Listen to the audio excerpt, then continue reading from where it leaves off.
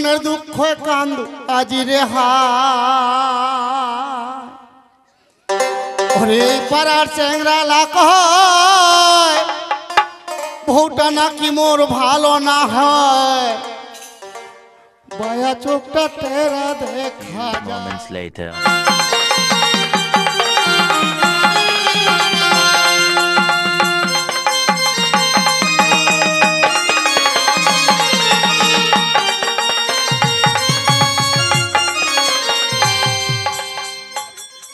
এই ছেলেটা সাত সকালে বাড়ি থেকে বেরিয়েছে, এখনো পর্যন্ত ফিরে এলো না। কিছুক্ষণ অপেক্ষা করে দেখি কখন আসে। ননদি দিদি গো ও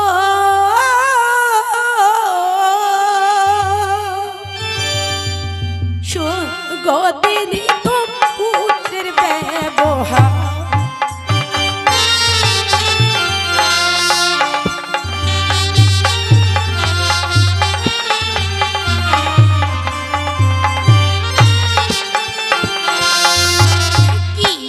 ছিলাম সরোবর কলসা ভাঙিল মোরে গো গিয়েছিলাম সরোবরে কলসা ভাঙিল মোরে গো নদী জগতে মোর উঠাইল কলঙ্ক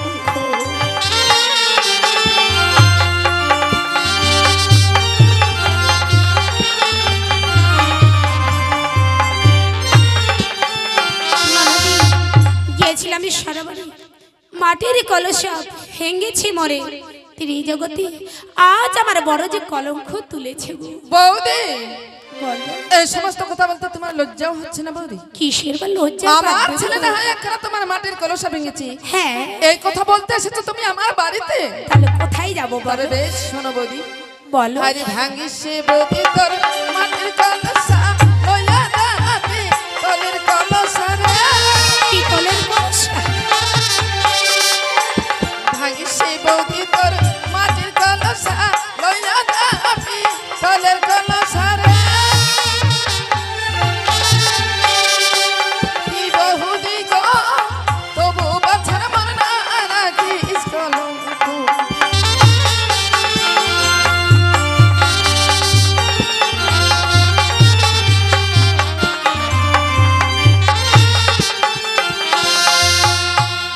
বৌদি বলো।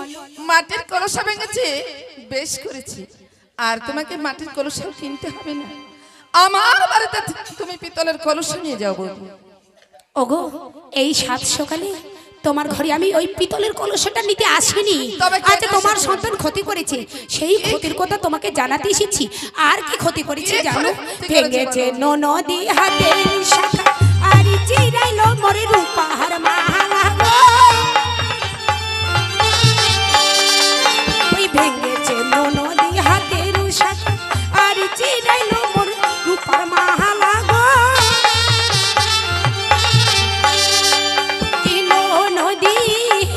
জগতে মোর তুলিল কলঙ্ক।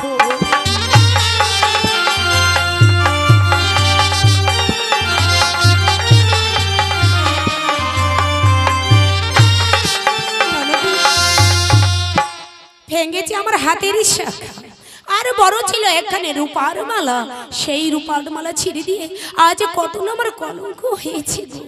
বৌদি বলো। কি বললি? তোমার রূপার মালা? হ্যাঁ গো, আমার লক্ষ্য তো ছিড়িয়ে দিয়েছে। ছিঁড়িয়ে দিয়েছি। ঠিক আছে বৌদি, তুমি দুঃখ করো না, তোমাকে আরে ছিড়ানো রূপার মালা গলে পড়তে হবে না। তাহলে আরে ছিড়াইছে বৌদি তোর রূপার হার, তুই সোনার হার সোনা ছিড়াইছে বৌদি তোর রূপার হার লইয়া যা তুই সোনার হার। কি বহুদি গো তবু বাছার মানা রাখিস কলঙ্ক।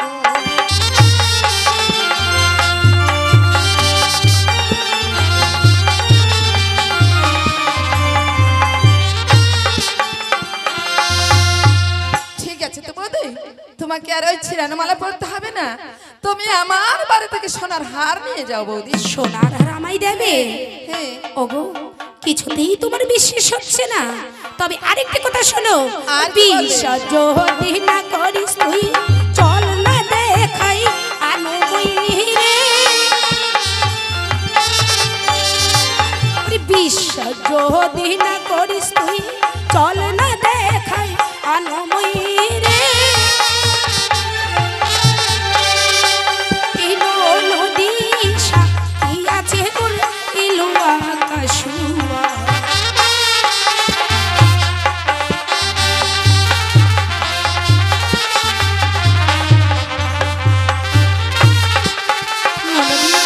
বিশ্বাস যদি না করিস চল না দেখাই আনময়, সাক্ষী রয়েছে ইলুয়ার কাশুগো। বৌদি বলো। আমি বিশ্বাস করেছি বৌদি। বিশ্বাস হয়েছে তোমার? হ্যাঁ, তবে বেশ, শোনো বৌদি, বলো। আমার সন্তান এক এক করে ছোট সন্তানকে হারিয়ে লক্ষ্মীন্দরকে পেয়েছি। তাই লক্ষ্মীন্দরকে কিছু বলো না বৌদি, লক্ষ্মীন্দরের হয়ে আমি ক্ষমা প্রার্থনা করছি আমার কাছে। হ্যাঁ বৌদি। তারপর লক্ষ্মীন্দর আমার সন্তানই শুধু নয়, তুমি তো তার মামি মা, পারবে না বৌদি লক্ষ্মীন্দরকে সন্তানের মতো ক্ষমা করে দিতে? অবশ্যই, কেন না পারি, তার যে আমি মামি মা। ওগো না জানি অনেকে কথা বলানো যায়, হ্যাঁ হয়তো তুমি জানো না লক্ষিন্দরকে ওই সরোবরে আগে আমি ক্ষমা দিয়েছি। ক্ষমা করে দিয়েছো? হ্যাঁ গো নদী। বেশ বৌদি। তাহলে আমি এখন আসতে পারি না নদী, আমি আসি। আমি কি করব এ কথা ওর বাবার কাছে এক্ষুনি জানাবো।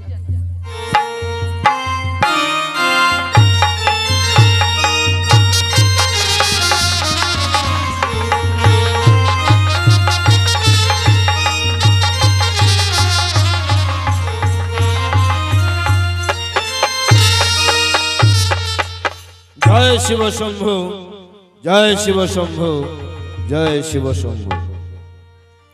বন্ধ করে দিয়েছি মনসার পুজো আমার চাম্পক নগরে। কেউ মনসার পুজো করতে পারবে না। যে মনসার পুজো করবে তাকে 10,000 টাকা জরিমানা করা হইবে, যাবজ্জীবন ওই কারাদণ্ডই ভোগ করতে হবে।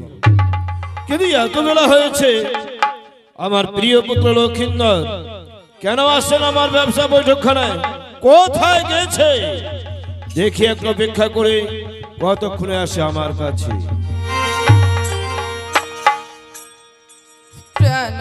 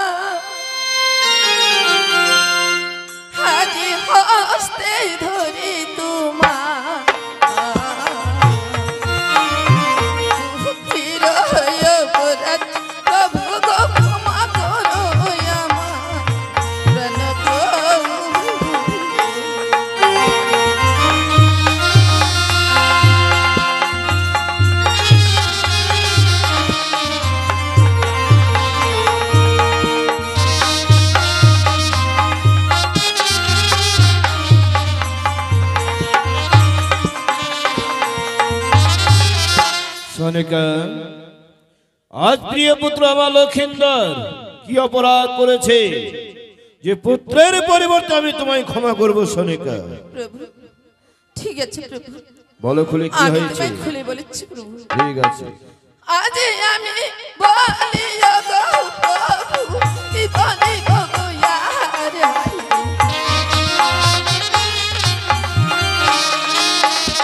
আমি বলি গো প্রভু, কি বলি গো ইয়ার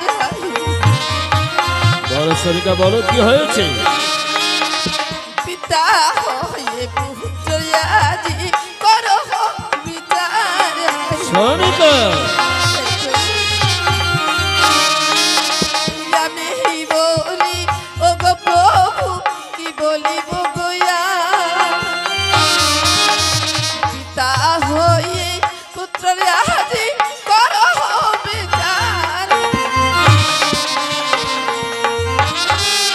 সনিকা, প্রভু আমি পুত্রের পিতা, পিতা হয়ে কেন পুত্রের বিচার করতে যাব? কি অপরাধ করেছে পুত্র আমার? তুমি এখনো পর্যন্ত বুঝতে পারছো না প্রভু। না সনিকা, খুলে বলো কি হয়েছে। বৌদি কৌশল্যা গিয়েছিল সরোবরের ঘাটে, আচ্ছা, কৌশল্যা গিয়েছিল সরোবরের ঘাটে,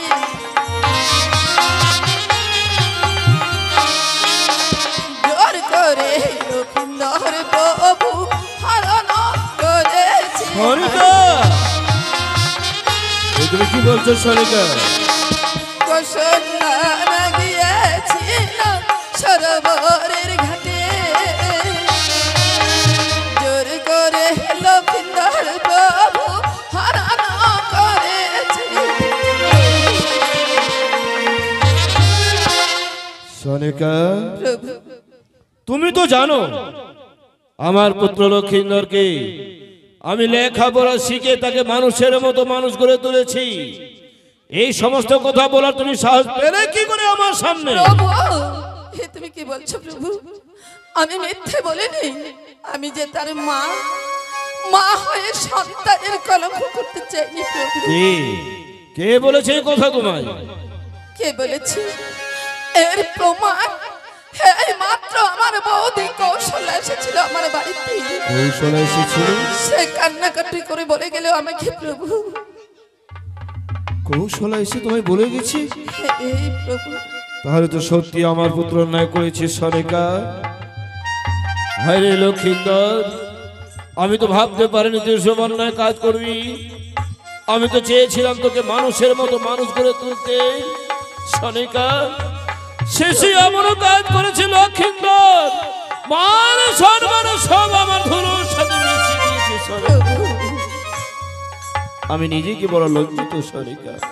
কোথায় যাব, কোথায় গিয়ে দাঁড়াবো?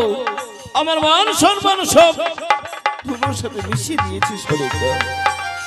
তবে বেশ, পুত্র যদি মোর করে অনাচার, পুত্রকে বিয়ে দিব সনিকা, আমি কইলাম অঙ্গীকার।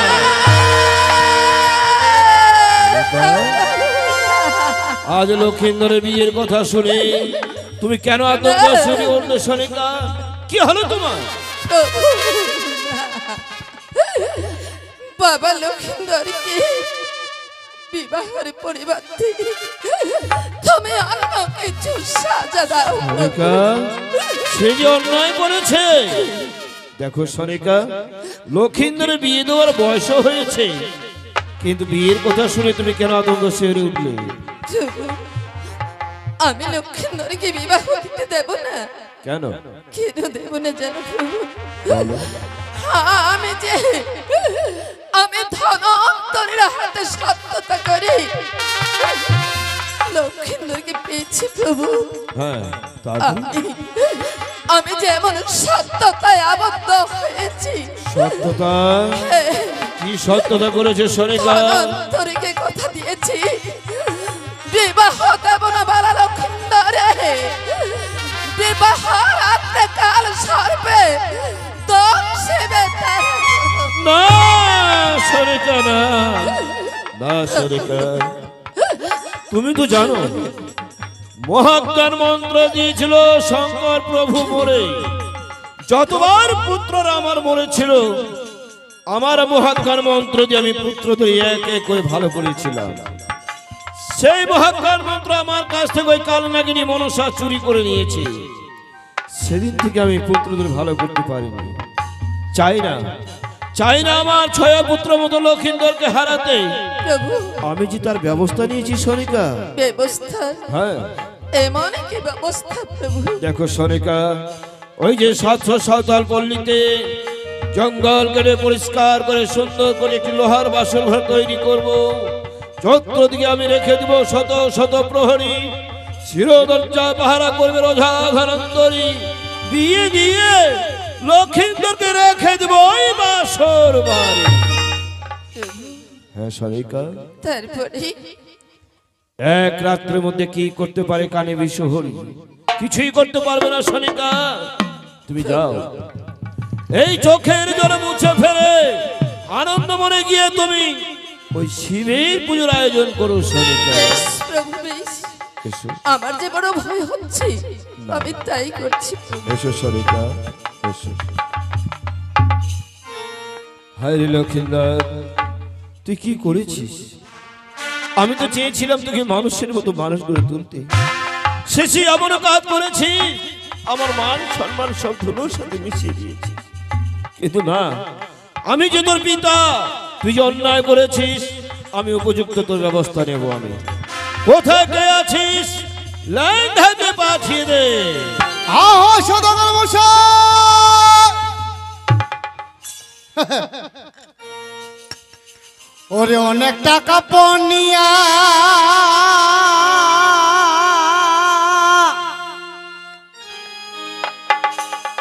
ভাবটা মোর করাইছে বিহা,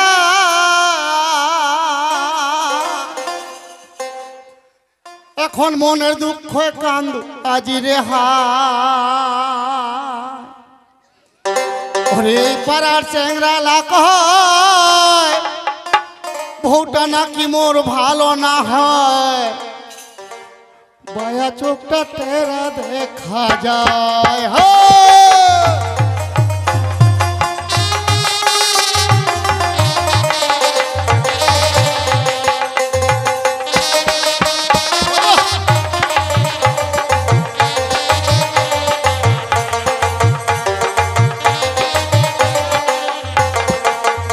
ওরে অনেক টাকা পনিয়া, হ্যাঁ হ্যাঁ হ্যাঁ, ও মোর বাপটা করাইছে বিহা, আজ মনের দুঃখ কান্দু হাজি হায়। এই পাড়ার সাংরা লেখ হয় বউটা নাকি ভালো না হয়, বয়া চোখটা টেরা দেখা যায়।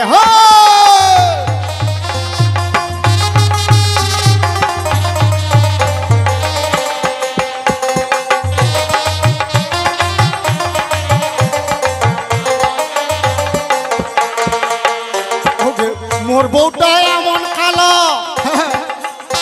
কালির চাইতে বেশি কালো, আন্ধারে তো চিনা নাহি যায়। এই গ্রামের সেঙ্গেলা কহে বউটা নাকি ভালো না হয়, বয়া চোখটা টেরা দেখা যায়।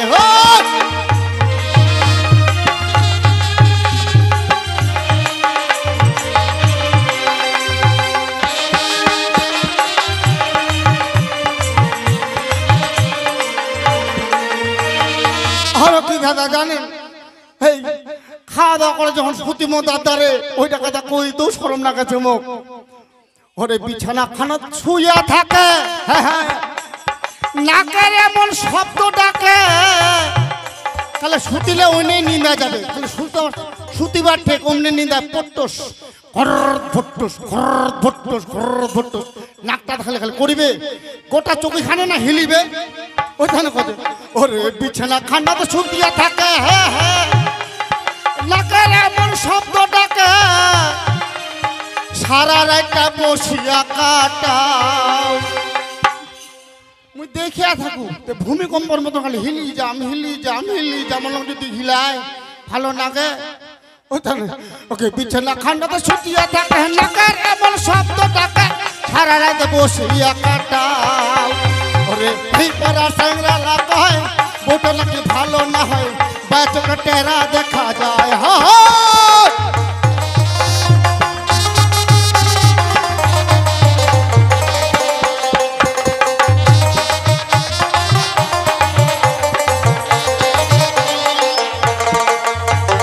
নমস্কার নমস্কার নমস্কার সদাগর মশাই, বলিবেন সদাগর মশাই। আজ এত তোমার মনে আনন্দ? হ্যাঁ সদাগর মশাই, ওই যে শিব চতুর্দশী গেল না, তা মেলার ওই আনন্দের রেস্টটা এখনো কাটেনি। আচ্ছা আচ্ছা ঠিক আছে লেঙ্গা, আমি তোমায় কেন ডেকেছি আপনি যদি খুলে না বলেন আমি কিভাবে বুঝবো সদাগর এই মশাই? কথা সত্যবাদ খুলে না বলে তুমি কি করে বুঝবে? শোনো লেঙ্গা, বলিবেন সদাগর যে মশাই। পুত্র হয়ে কলঙ্ক রাখিল আমার এই জগৎ মাঝারে, মাঝারে কি করে মুখ দেখাবো আমি সাধুরু সমাজে? এমন কি করেছে আমাদের পুত্র হয়ে আমার করেছে অনাচার, আচার?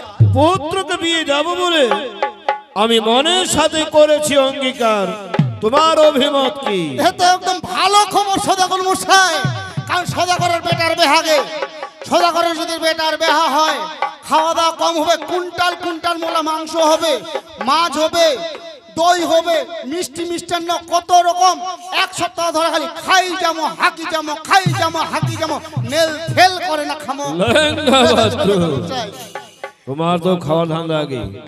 তুমি জানো কত দুঃখ আছে আমার হৃদয় মাঝে। বহুদিন আগে এক এক করে 6 পুত্রকে বিয়ে দিয়েছিলাম। বিয়ে দেওয়ার পরে কি ভাগ্যে দোষে এক এক করে সবাই আমায় ছেড়ে চলে গেছে। তো সত্যি সদাগর তারা তো আর ফিরে আসবে না কোনোদিন লেঙ্গা। আমাকে তারা বাবা বলে ডাকবে না, ডাকবে না, থাকবে না সদাগর মশাই। কিন্তু তবু শতপুত্রের তুল্য আজও আমার এক পুত্র বেঁচে আছে। হ্যাঁ সদাগর মশাই। লক্ষিন্দরকে যে বিয়ে দেব, কোন নারী দিয়ে বিয়ে দিলে আমার লক্ষিন্দর সুখে শান্তিতে বসবাস করতে পারবে? এই দুনিয়ার মধ্যে কত রকমের মানুষ আছে। সদাগর টাইবার একদম চেতন হয়েছে যে এর আগে তো বেহা দিহানে হইলা মরিল, এইবার বেহা দিলে একদম ভালো করে গোড়াতেই বাঁধানো নিবে আর কি। কোন নারী দিয়ে বেহা দিবে এর আগে কিন্তু অতটা বেছাবেছি করে নাই, এইবার গেলে বেছিবাদ হয়েছে আগেতেই। শুনুন সদাগর মশাই, বলো লেঙ্গা। আপনি যে আপনার ছেলেকে বিবাহ দিতে যাচ্ছেন, কোন নারীর সাথে বিবাহ দিবেন? এই দুনিয়ার বুকে কত রকমের নারী কত রকমের পুরুষ রয়েছে, এটা শুনতে চাচ্ছেন তাই তো? বলেন শুনুন সদাগর মশাই, বলো। আমাদের আদি পূর্বপুরুষেরা এবং কি মহামুনি ঋষিরা এই দুনিয়ার বুকে নারী পুরুষকে 4 ভাগে বিভক্ত করে গেছেন সদাগর মশাই। আচ্ছা, আমাদের আগে পূর্বপুরুষরা এবং মহামুনি ঋষিরা হ্যাঁ সদাগর এই মশাই। নারী আর পুরুষ 4 ভাগে বিভক্ত করেছে। হ্যাঁ সদাগর মশাই।